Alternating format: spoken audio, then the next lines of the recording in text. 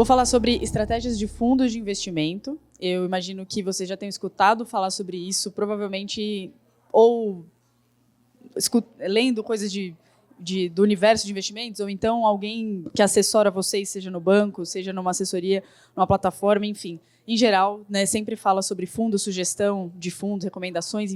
Eu vou dar um panorama geral sobre o que são fundos de investimento e depois todas as estratégias que são possíveis de você usar para compor a sua carteira.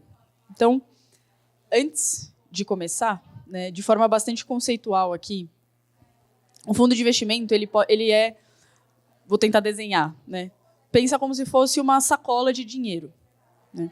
Vai todo mundo que está aqui nessa sala colocar dinheiro dentro dessa sacola e aí vocês vão delegar o cuidado desse dinheiro e como que ele vai ser usado para alguém que tem uma experiência ou tem uma qualificação e sabe o que vai fazer com esse dinheiro, né? Então, essa é a definição, basicamente.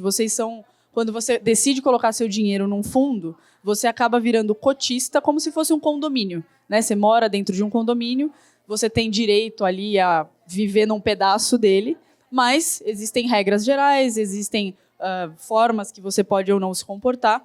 E um fundo de investimento é basicamente dessa maneira, né, que ele funciona. Inclusive, se vocês forem pesquisar, assim, não precisa chegar talvez nesse nível, mas os documentos regulatórios dos fundos em geral escrevem isso, né? Fundo de cotas em organização condominial, né? Então, só para a gente ter um pouco na cabeça também como é que é o desenho. E aí, este fundo recebeu esse monte de dinheiro, que somos todos nós aqui, que vamos aplicando, e ele tem formas diferentes de investir. A primeira coisa que a gente precisa ter em mente é que ele pode ser um fundo ativo ou passivo. O que significa isso? Um fundo ativo significa que a pessoa por trás da gestão desse fundo, ou seja, a pessoa que está pensando para onde vai o seu dinheiro, ela vai fazer isso ativamente. Ou seja, a gente está num cenário hoje bastante volátil, global. Então, a gente tem Estados Unidos do Trump, caótico, a gente tem guerra na Rússia e Ucrânia, a gente tem o Brasil também na iminência de um cenário eleitoral que bagunça muita coisa.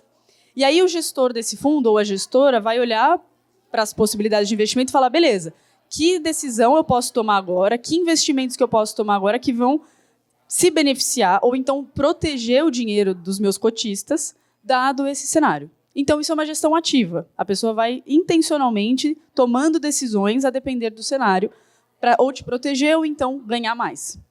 E a gente também tem fundos de gestão passiva, ou seja, a única função dele é agregar esse dinheiro e, em muitos momentos, depois eu chego lá, mas assim, é agregar esse dinheiro e deixar ele investido num único investimento ou um único setor de investimentos.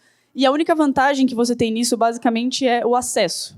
Porque, vou dar um exemplo aqui, os ETFs, que são fundos listados em bolsa, em geral, tem muitos nos Estados Unidos. A gente vai falar um pouco disso. Tem muito nos Estados Unidos, alguns aqui no Brasil. Em alguns casos, eles são investimentos, por exemplo, setoriais. É um fundo que o desenho dele se compromete a investir, por exemplo, no setor de tecnologia nos Estados Unidos. E aí não existe uma gestão por trás de qual empresa de tecnologia que eu vou selecionar nesse portfólio, nesse pacote de dinheiro. Você simplesmente pega o dinheiro, coloca num grupo de empresas e deixa lá. É um fundo passivo. Ou seja, qual que é o objetivo? Eu, Vitória, não vou conseguir, sozinha, investir nesse setor que eu acho que é importante para ter no meu portfólio. Mas eu posso dar esse dinheiro para uma BlackRock da vida, que é gigante, eles têm muito ETF, e eles vão colocar o meu dinheiro nesse setor. Mas eles em si não vão fazer gestão de nada. Então, é muito importante a gente entender esses conceitos de gestão ativa e passiva, porque a gente vai entrar num outro item que é muito importante para entender como que você toma a decisão de alocação, que é a equipe de gestão. Então, sempre que você for colocar seu dinheiro num fundo, existe uma equipe por trás, existe uma cabeça pensante por trás daquele fundo. E por que isso é importante? Porque você precisa pagar essa pessoa, certo? Então, no caso da Ibiúna, os dois fundadores são ex-diretores do Banco Central. Na área de ações, o gestor lá é um dos primeiros gestores a fazer fundos long and short no Brasil. Depois eu vou explicar o que é isso. A gente tem gestão de crédito também, e os gestores foram mais de 20 anos de experiência nisso. Então, você fala assim, beleza, quem que tem mais experiência em operar crédito? Esse cara ou eu? Claro que ele. Então, você delega seu dinheiro para ele. Mas, igual ele, existe um monte. Então, tem o pessoal da Ibiúna, tem o pessoal da SPX, tem o pessoal da Absolute, tem o pessoal dos bancos. Em geral, os bancos também têm um segmento que faz só gestão de fundo. E eles também têm um background. E essas informações elas têm que ser públicas, tá? Então, se vocês forem pesquisar e falar assim, putz, eu ouvi uma palestra, gostei desse cara, achei legal o jeito que ele pensa. Coloca o nome dele no Google, que com certeza vocês vão achar a bio, a biografia, vão achar mais vídeos, né, ou provavelmente de conteúdo dele falando sobre como ele pensa, a trajetória e tudo mais. E isso é importante porque é essa galera que está tomando decisão por trás do fundo que você investiu. Então, você precisa olhar e falar, beleza, qual que é a trajetória? Pô, se eles têm uma trajetória de... Lá na Ibiúna, né? Os fundadores têm uma trajetória de Banco Central. Então, o que eles fundamentalmente fazem? Eles operam juros. Juros, eles olham para a inflação, atividade, etc., global. Se você olha o background de um cara e fala, putz, ele foi do Banco Central, mas ele faz gestão de ações, pode até fazer sentido, de alguma forma, mas, com certeza, não é... Assim, foi um shift, né, de carreira. Então, é importante olhar para isso. E, em seguida, qual que é o desenho do produto que você está comprando. Em seguida desse slide, eu vou detalhar aqui que é cada estratégia, mas a gente tem objetivos de investimento, objetivos de retorno, de rentabilidade, de limite que esse fundo pode ter de perder dinheiro, e isso tudo é público. Tá? É que, às vezes, é difícil da gente chegar no documento final, porque não é tão intuitivo assim, não é aquela coisa de existe uma única plataforma e você vai achar tudo. Mas, em geral, quando você gosta de uma casa... Vou continuar dando exemplo da Ibiúna, mas é só porque fica mais fácil. Vocês entram lá no site, não necessariamente tudo está lá. Vocês têm que procurar. Mas é público. Então, existem documentos que atestam esse fundo tem um objetivo de volatilidade de 2%. Significa o quê? Significa que o seu dinheiro pode render 2% ou pode perder 2%. E aí existe um universo inteiro de fundos dentro desse range. Então, você pode ter fundos que podem ganhar 30%, que é incrível, você quase que duplica seu patrimônio numa janela, ou você pode perder 30%. Então, por isso que tudo vai depender da nossa estratégia, a gente vai falando sobre isso. Mas existe esse desenho, né, uma estratégia que o fundo desenha antes até dele começar, qual vai ser o target, o que a gente vai fazer nesse fundo, no que ele investe, qual é o nível de volatilidade que o meu cliente aceita. E aí, lógico, isso daqui está dentro, né, uma coisa da outra, que são as taxas, né, os mínimos de aplicação, os prazos de resgate. E por que isso aqui é importante? Do lado dos bancos, do lado dos gestores de fundos, funciona muito para a gente segregar passivo, por exemplo. Então, eu tenho, às vezes, uma estratégia de fundo que é extremamente agressiva, que faz coisas super complexas. A gente acha que é muito legal, é muito incrível, mas a gente não acha que todo mundo vai entender do que se trata. E não dá para a gente confiar na indústria de investimentos como um todo. Você confia que 100% dos assessores da XP vão falar a coisa certa o tempo inteiro? Não dá para pôr a mão no fogo. Então, a gente coloca algumas características dentro do fundo que vão deixar mais difícil as pessoas investirem. Então, o mínimo dele passa a ser 50 mil reais, ele vai ficar disponível só em private banks, ou para alguém conseguir ser cotista do fundo, às vezes já tem que ter um relacionamento com a empresa. Então, você vai colocando camadas ali para segregar o portfólio. Claro que isso não acontece com tudo, tá? Mas quando você olha as características de investimento do fundo, em geral, isso também é bastante importante, porque você começa a pensar e falar, beleza, por que a gestora está pondo isso daqui de característica para eu investir? Ou então, beleza, o fundo é R$1.000 para investir, está em tudo quanto é plataforma, eu achei no BTG, na XP, no Itaú, não sei o quê. Legal, é uma estratégia que eles entendem que eu tenho capacidade de acompanhar o que está acontecendo. Por mais que talvez a gente não tenha tanta propensão a investir em coisas diferentes assim, querendo ou não, o gestor olha e fala, não, essa galera tem capacidade de acompanhar. Então, é importante olhar para isso por esses motivos. E aí a distribuição, né, que foi o que eu comentei. Às vezes, hoje a gente vive num universo muito mais democrático, né? Pouquíssimo tempo atrás, até 10 anos atrás, era muito mais difícil investir em fundos de investimento. Então, é importante saber isso daqui tudo, porque a chance de vocês acharem todo tipo de investimento é muito grande em qualquer lugar. Você vai abrir sua plataforma do banco, você coloca lá fundos de investimento, tem uma infinidade de coisa, e muitas vezes não está claro do que se trata, né? Então, feito esse pano de fundo, eu vou passar para temas mais gerais de que existe. Então, só recapitulando, né? Por que a gente investe via fundos de investimento? Porque é uma forma mais simples, descomplicada e é um pouco cara no Brasil, mas você remunera um gestor que tem capacidade de tomar decisões que, em geral, a gente não tem, né? Então, são esses 3 pontos que fazem com que a gente tenha acesso a uma classe de ativos ou diversos tipos de investimentos sem a gente ter que se preocupar muito. Basicamente, você confia na gestão e fala, ó, é isso. Vai lá e faz mágica. E aí, boa parte dos fundos que vocês vão encontrar por aí se concentram dentro dessas 6 caixinhas, né? Renda fixa, renda variável, multimercado, câmbio, imobiliário e previdência. Existem alguns outros, tá? Mas a gente vai falar sobre isso aqui. E é importante dizer que dentro dessas caixinhas você pode encontrar fundos tanto ativos quanto passivos, né? Primeiro deles, renda fixa. Qual que é a mentalidade por trás da renda fixa? É que você vai ter justamente um retorno fixo. Isso se você segurar o investimento até o vencimento. Ou seja, né, do momento que você comprar um título que seja até o vencimento dele, ele tem variações. Ou seja, as pessoas estão pagando mais caro ou mais barato por ele ao longo desse tempo. Mas lá no final, se você segurar esse investimento, você vai ter o retorno que está prometido lá no papel que você assinou desde o começo. A mágica é justamente o período entre o que você comprou e o vencimento. E aí existem uma série de gestores que sabem fazer e operar nesse mercado que flutua bastante. Vou dar um outro exemplo agora para cenário de Brasil. A gente tem uma curva de juros no Brasil. Hoje a gente fala, a Selic está 15%. Verdade. Mas existe todo um mercado que opera também as taxas futuras de juros. Então, quanto vai estar a Selic em 2026, 27, 28, 30, 35? E aí você, assim, vai embora. O que vai acontecer daqui 5 anos no Brasil? Não sei, a gente pode ter alguma ideia. E 10 anos? E 20 anos? Sei lá. Mas é um mercado extremamente ativo.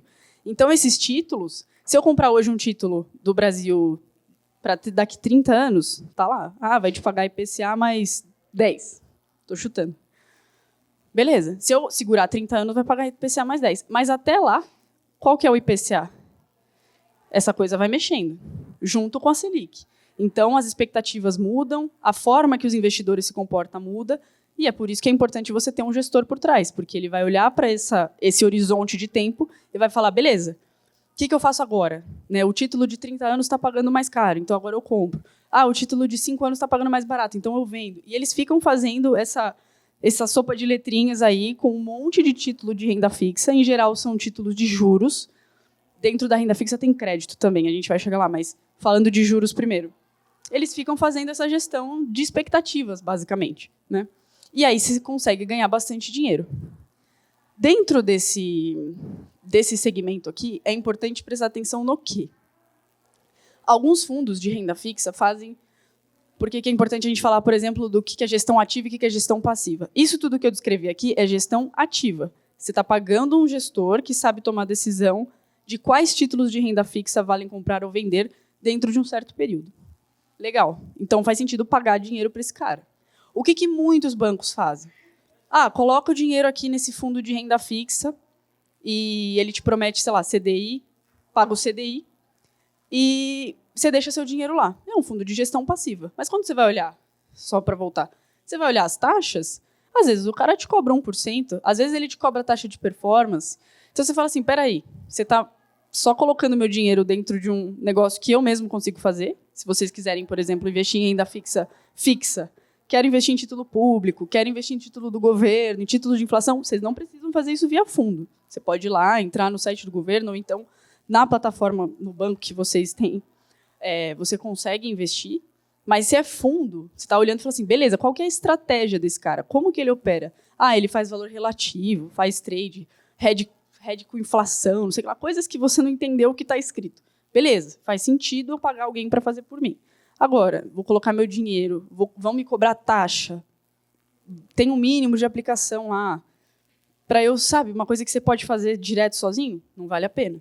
Então, é importante olhar para isso. E aí, dentro do universo de renda fixa, a gente também tem o mercado de crédito, que no Brasil ele tem ficado muito grande nos últimos 5 anos, mas no resto do mundo ele é muito maior do que o de ações, por exemplo. O mercado de crédito dos Estados Unidos é infinito. E aí, o que eles fazem, esses fundos, basicamente? Eles vão lá, pegam aquela sacola de dinheiro lá do começo, e eles investem em dívidas de empresa. Ou seja, para financiar as atividades, vamos supor que eu quero começar uma barraquinha de café. Eu preciso de dinheiro. Aí a gente vai fazer uma mescla de dinheiro entre pessoas que serão minhas sócias, então, vou colocar dinheiro para ter percentual da sua receita, eu mesma, e às vezes a gente toma dívida. Fala, beleza, eu vou no banco porque eu quero, já começar com um negócio mais gourmetizado, eu quero já tentar jogar o ticket lá para cima para ganhar dinheiro mais rápido. Ok, você vai no banco, pede dinheiro emprestado. Você vai fazer uma linha de crédito. Ou você também pode emitir dívida com pessoas que estão dispostas a te dar dinheiro, e são esses fundos de investimento. E aí, qual que é a função, basicamente, do gestor de crédito? É avaliar qual que é a chance de eu dar um calote nele. E aí, claro, né, você não vai colocar 100% daquele dinheiro numa empresa só. Mas, no final, o que ela está avaliando é isso. E aí tem todo tipo de emissão de dívida. Você pode comprar dívida de banco. E aí, qual que é o risco? Qual que é o risco do Itaú quebrar, por exemplo? É muito menor do que o risco da minha barraquinha de café quebrar. Então, você vai balanceando dentro do fundo vários tipos de... A gente chama rating, né? Tipo, qual que é a chance dessa empresa te pagar na saúde financeira dessa empresa. Você vai combinando vários tipos de empresa com ratings diferentes e coloca ela dentro de uma carteira de crédito. E por que é renda fixa? Porque quando a empresa emite dívida, ela te promete que vai te pagar. Vou te pagar uma amortização de 5% a cada 6 meses e juros de, 2% ao mês. Estou falando super alto, tá? Mas quando a empresa emite dívida, ela promete uma série de pagamentos recorrentes para quem é o comprador da dívida dela. Então, é renda fixa. E aonde está o risco aqui? Em vários lugares. A empresa quebrar, a empresa não pagar. A gente viu uma série de eventos de crédito em 2023, lojas americanas. Simplesmente os caras mentiam as informações. Tinha rombo de 20 bilhões de dívida que eles não tinham colocado no balanço. Aí o gestor de crédito que tinha lojas americanas no balanço, olha e faz o quê? Bom, isso aqui não vale mais nada. Essa empresa quebrou, ela está em recuperação judicial, vale zero. Então, é renda fixa, mas é bastante arriscado. E aí você tem diversos tipos de fundos de crédito também. Fundo que investe em empresas só de boa, que em geral, chama mid-yield e high-grade. É tudo em inglês os termos, é péssimo, a gente não traduziu ainda de um jeito tranquilo. São empresas que têm uma chance de te pagar muito boa. Ou existem fundos que vão para o outro extremo. Fala assim, a gente vai investir só em empresa que está em recuperação judicial. E qual que é a ideia por trás? Né? Falar assim, eu vou dar dinheiro para essa empresa porque eu acredito no negócio que ela faz, só que ela precisa sair desse buraco. Então, você bota dinheiro na empresa, amarra ela de todos os lados para ela te pagar de volta e confia que ela vai sair do buraco. Mas é outro perfil de investidor. É um cara que olha e fala, putz, eu sou super arriscado, quero fazer coisa criativa, não sei o que, disruptiva. Então, em resumo, a gente pode fazer de tudo dentro de todos os universos. E aí você vai olhando dentro do seu perfil de risco, o que é legal, o que você gosta, o que você põe a mão no fogo, o que você não põe, e vai construindo seu portfólio dessa forma. E isso tudo aqui a gente está falando dentro ainda do universo de renda fixa. E aí alguns exemplos que eu coloquei aqui, né? Fundos DI, que são esses fundos caixa, mais ou menos, não tem problema colocar seu dinheiro no fundo DI, a menos que ele te pague taxas muito baixas. Tá? Quer dizer, te cobre taxas muito baixas. Não faz sentido pagar 2,20 no fundo DI, nenhum por cento. Fundo de crédito que faz investimento super vanilla. Olha a taxa de ADM lá. 0,3, 0,5 já está esticado. 0,8 tem que ser um fundo que vai te dar um retorno legal. Então, tem que olhar para essas coisas para ver se vale a pena pôr o dinheiro no fundo. Agora, passando para renda variável. Se antes a gente estava falando do lado da dívida das empresas, aqui a gente está falando do lado das ações das empresas, ou seja, o equity, de fato, quanto elas valem. E aí você consegue virar, de certa maneira, um acionista dessa empresa, ainda que muito, muito pequeno. E aí, dentro desse universo, você pode ter investimentos super expressivos, você pode ter retornos muito expressivos, você pode ter retornos tranquilos, mas são empresas que, em geral, entregam bons resultados. Você pode investir em empresas que são super pequenas, são novas, são disruptivas. AI, que agora todo mundo está falando, todo mundo quer investir em AI. Por quê? Porque ninguém conhece nada. Você não sabe qual que vai ser a disrupção e quanto de valor vai ser destravado no tempo. Tem muita chance de ser bastante coisa. Mas, enfim, em resumo, basicamente, você pode virar um pequeno sócio de uma empresa. E aí, onde que está a mágica dos fundos de investimento? É justamente você ter por trás uma equipe de analistas e um gestor que está pensando como analisar essas empresas. E como que eles fazem isso? Eles olham como que a empresa ganha dinheiro, como que ela gasta dinheiro, e, no final, quanto sobrou de dinheiro ou para eu distribuir para os meus sócios ou para eu fazer mais investimentos. E aí isso acontece em todo o setor da economia.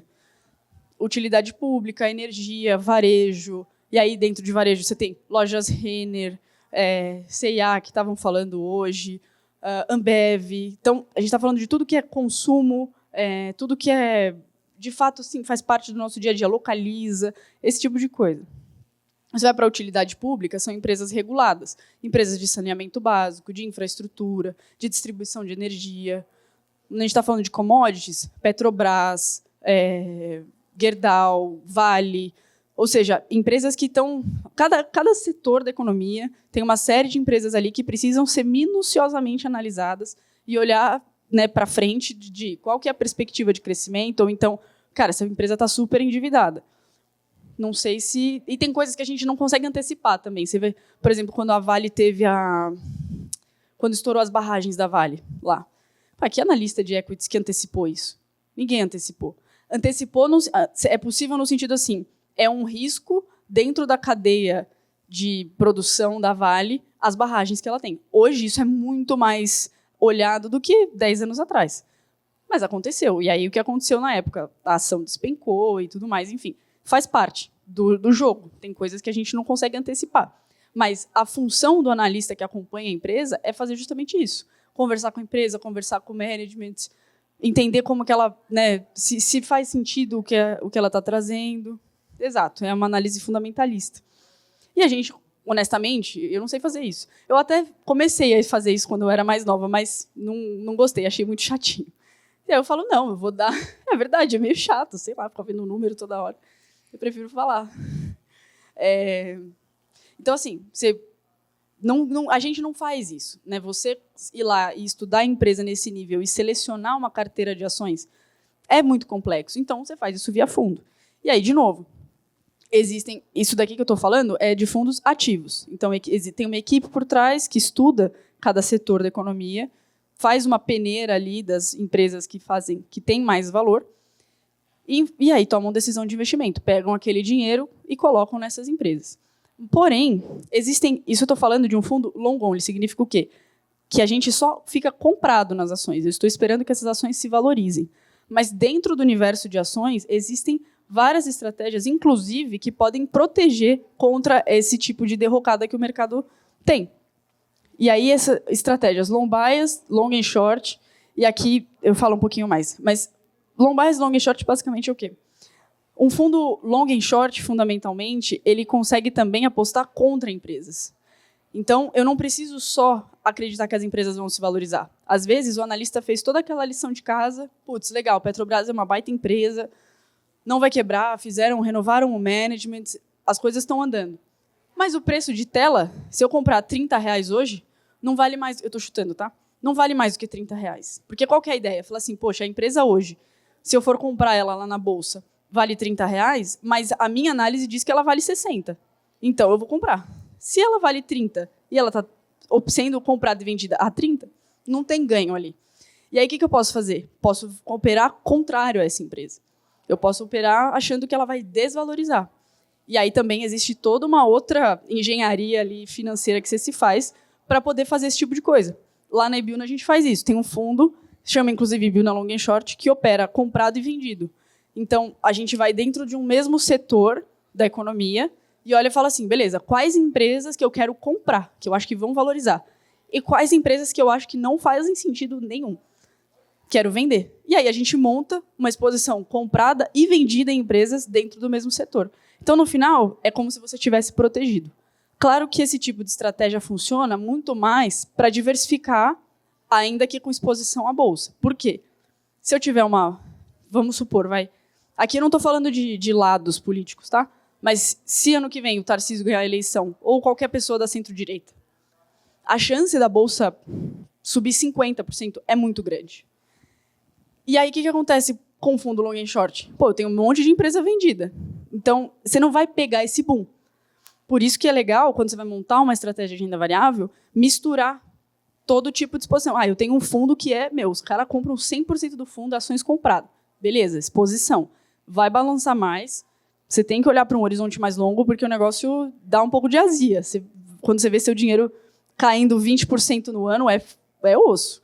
Mas você confia, fala, beleza, isso aqui é longo prazo mesmo. 5, 10 anos que eu estou olhando. Quando você vai lá, coloca um pouquinho no long and short, fala, ok, esse cara está extraindo o valor desse diferencial entre as empresas. Legal, não vai explodir de ganhar dinheiro, mas eu também vou ganhar se perder. Então, é uma estratégia que ganha, inclusive em momentos de queda da bolsa, que é muito legal. E o long bias, ele é um fundo que tem uma exposição mais comprada, mas não completamente.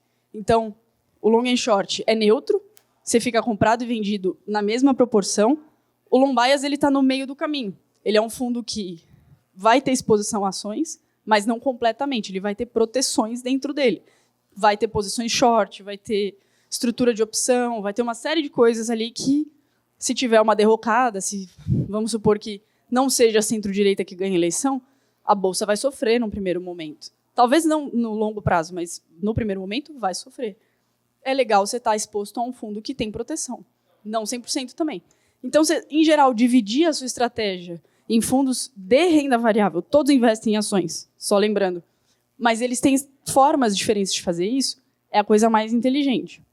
E aí, quando a gente vai para small, mid caps, setoriais, etc., a gente está falando de empresas muito pequenas.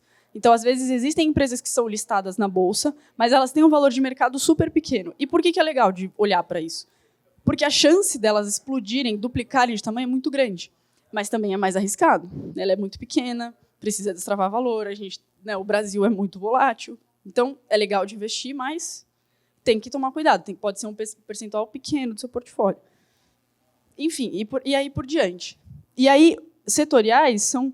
No Brasil, a gente tem muito pouco isso, porque a gente tem pouca empresa.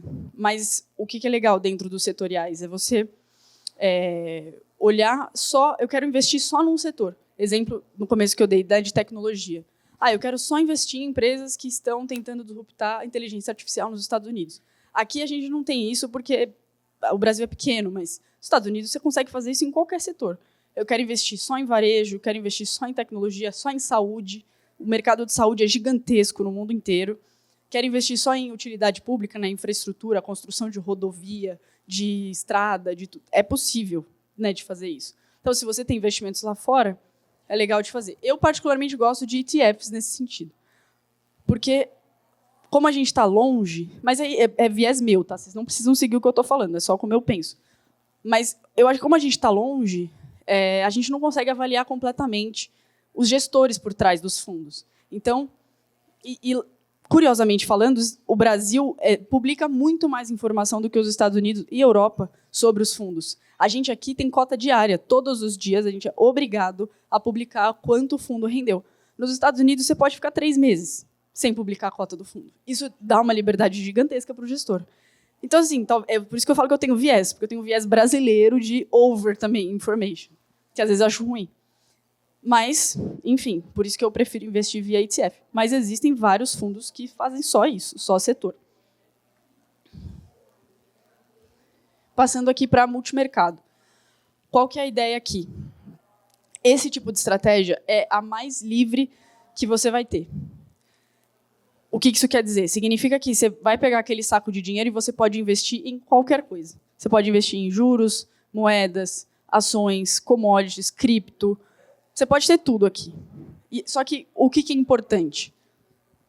É olhar qual que é a estratégia do fundo como um todo. Então, também, eu vou dar o exemplo da Ibiúna, mas depois eu vou dar exemplo de outras casas. O nosso fundo multimercado opera ciclo de política monetária. Eu estou fazendo muito jabá da Ibiúna, mas é porque é o contexto que eu tenho e eu acho que ele fica didático. Inclusive, depois desse workshop, vai ter o Rodrigo na plenária, se vocês quiserem assistir.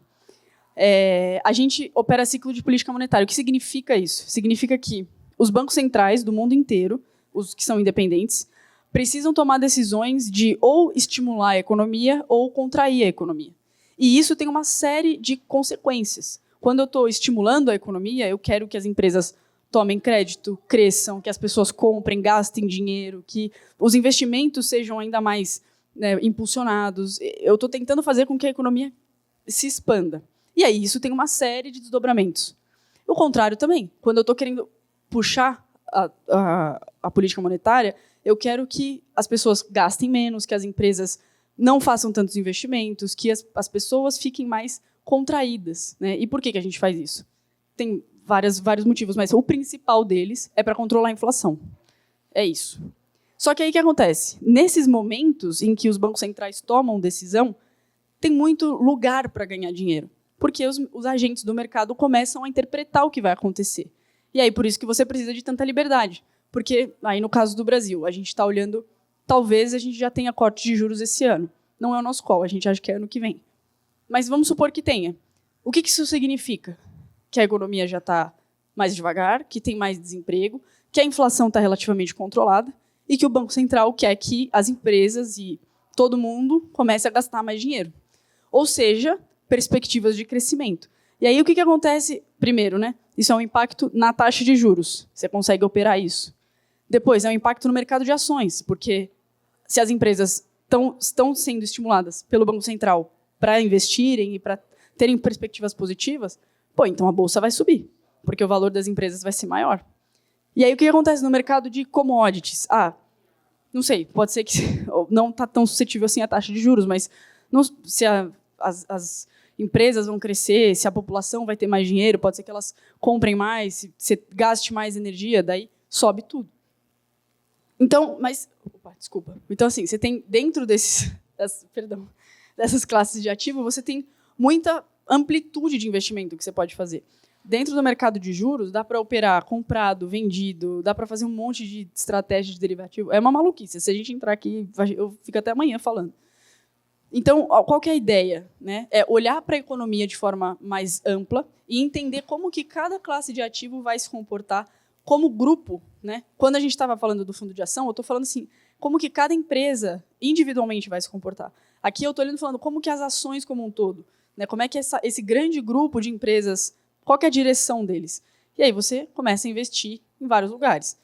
E a maior parte dos fundos multimercado faz estratégias globais. Tá? Então, eles investem no Brasil, nos Estados Unidos, na Europa, na Ásia. E aí você faz isso daqui, juros, moedas, ações, no mundo inteiro.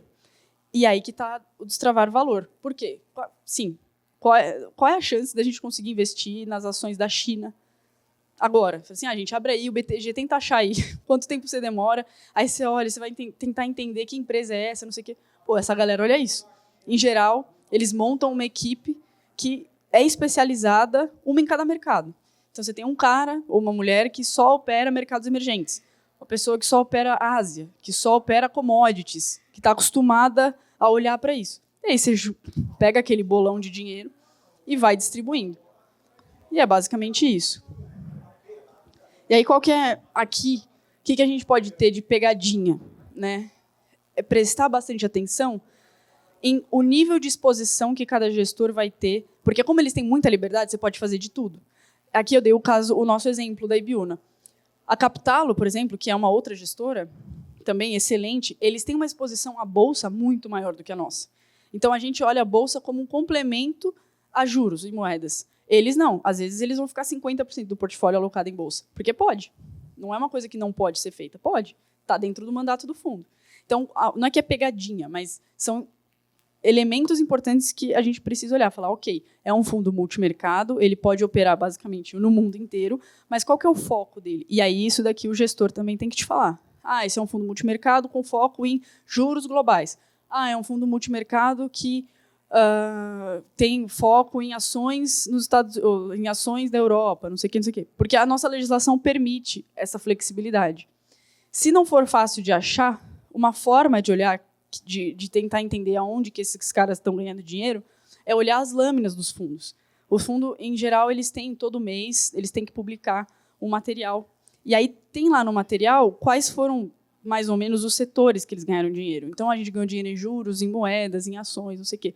Quando você começa a olhar isso historicamente, você começa a olhar e falar, putz, esse cara ganha muito dinheiro com ações. Então, a chance dele estar super exposto a ações é grande. Isso, estou falando assim, é um hack para você achar a informação caso ela já não seja divulgada. Então, você vai olhar e falar, putz, esses caras só perdem dinheiro em moedas, que merda, né? Só teve gente ruim operando moeda lá. Mas, às vezes, ganha em outras coisas e tal. Então, o que é bom de ter atenção aqui é isso, basicamente. O que eu coloquei aqui Quant como um exemplo, porque lá nos Estados Unidos isso aqui é muito forte. Tá? O que os fundos multimercado Quant fazem? Eles colocam um monte de nerd lá, os caras fazendo um monte de modelo matemático, estatístico, etc., para tentar te dizer para onde que o mercado está indo. Então, ao invés de ter uma pessoa lá fazendo estudos, economista, ou a galera de ações, de crédito e tal, eles colocam um monte de robô, e o robô fica lá tentando entender por que o mercado está se comportando do jeito que está. E aí ele fica sugerindo coisa. Ah, compra isso, vende aquilo, faz isso. Em alguns casos, até o robô já opera automaticamente. Nos Estados Unidos, se chama mercado de CTAs. É gigantesco. Tá? Inclusive, eles afetam o preço de mercado. Quando a gente, às vezes, está olhando e falando assim, putz, do nada, de repente, o preço de alguma coisa começou a subir, não tem motivo, não tem fundamento, não tem nada. A gente olha para o movimento dos CTAs. Às vezes, é um monte de robô que tem a mesma programação falando, gente, compra aquele ativo lá. E aí, como é meio automático, compra, isso mexe o mercado. Aqui no Brasil, isso não é normal. Tá? Isso, em geral, não acontece. Tem pouquíssimas gestoras que fazem isso. E aí, às vezes, o que elas fazem é pegar um pedacinho do fundo multimercado e colocar nessas estratégias. Mas um fundo só disso é mais difícil da gente achar. E aí, para a gente encerrar, ETFs, eu já falei, eu trouxe aqui alguns outros exemplos de fundos que estão sempre aí na boca do povo, está sempre, né, sendo recomendado, e acho que é legal de falar. Os fundos cambiais, hoje eles são menos usados, tá? Mas eles já foram muito usados meio que como um hedge.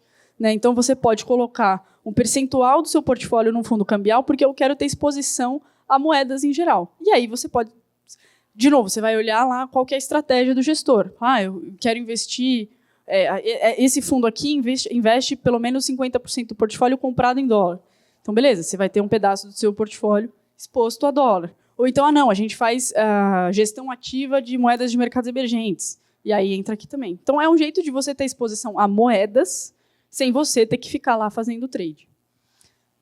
Fundos imobiliários, é basicamente investimentos no setor imobiliário apenas, então construção, e aí aluguéis de apartamentos, de casas, etc. E basicamente você pega aquele dinheiro do fundo, empacota, e faz uma série de investimentos ali imobiliários, e a parte positiva desse tipo de fundo é que eles são isentos de imposto, e eles também pagam, em geral, uma amortização mensal. Então, você investe nele, e você recebe um dinheiro, ou você reinveste, ou você pega os dividendos, digamos assim. É uma estratégia legal também. E aí, a previdência é uma estratégia boa, por quê? Primeiro que quando você investe em previdência, você consegue ter um ganho de tributação muito relevante. Você consegue meio que fugir da tributação via investimento em previdência. E em muitas previdências, isso é mais recente até. Tá? A legislação mudou em 2022. Você consegue pegar estratégia multimercado e colocar na Prev. Estratégia de ações, pôr na Prev. Estratégia de renda fixa e pôr na Prev. Então, basicamente, a gente tem toda aquela sopa de letrinhas que eu falei agora, só que empacotado num veículo de previdência.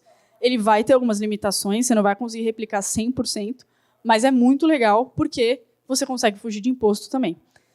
Então, enfim, acaba sendo também uma estratégia legal. Você, gostei da Ibiúna, vamos dizer assim, quero investir no fundo deles, mas eu também quero colocar algum dinheiro na Prev. Beleza, não precisa pôr 100% no fundo normal. Põe um pedaço na Previdência, porque você vai conseguir tirar isso do seu tributo. Então, é usado como estratégia aí. E aí eu coloquei esse slide só para a gente lembrar do início. Mas é isso, gente. Alguém tem pergunta?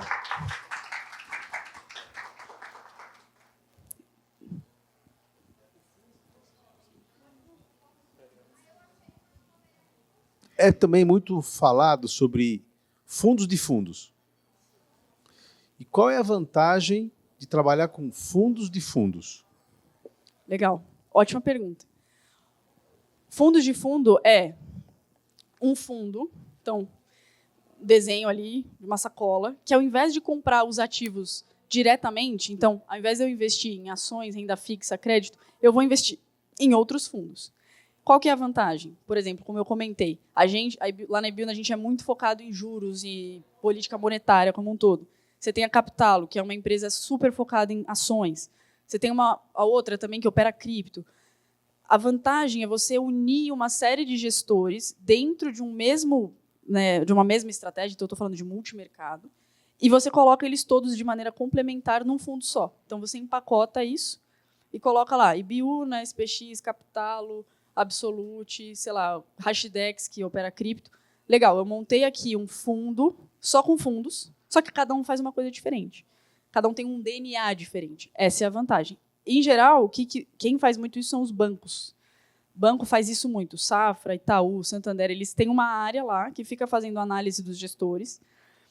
Uma das partes do meu trabalho, inclusive, é manter relacionamento com essa galera, ou prestar informação para eles, basicamente. Fala assim, a gente está fazendo isso, isso, isso. Eles acompanham os gestores, entendem o que cada um faz e montam esse fundo de fundos e vende para os clientes. E fala, esse aqui é a nossa seleção de fundos, são os melhores gestores. E aí eles oferecem isso para os clientes. Que é um outro jeito também de você complementar a carteira sem, assim, no geral, você vai chegar em retornos muito parecidos, né, quando você olha para multimercado. Mas é um jeito de você montar uma estratégia complementar, ainda que dentro do mesmo ambiente. E uma outra pergunta, na Previdência, então, dá para fazer um fundo de Previdência, ou seja, dessa forma, fugindo das questões de tributo, porque Previdência você só paga tributo nos resgates, mas eu posso usar fundos de fundo para receber restituição. Se você pode receber a restituição de imposto incentivo fiscal dentro do fundo, pode. Pode também. É um jeito de você, não é fugir do imposto, né? Mas é ter um abatimento de certa forma. Exatamente. Você pode receber a restituição para dentro do fundo Fund of Funds. É assim que se chama, tá? Se vocês forem pesquisar, em geral, chama Fund of Funds. É possível, sim. Boa. Obrigado. Mais alguém? Então é isso, gente. É isso, gente. Obrigado pela atenção. Se alguém tiver mais alguma dúvida...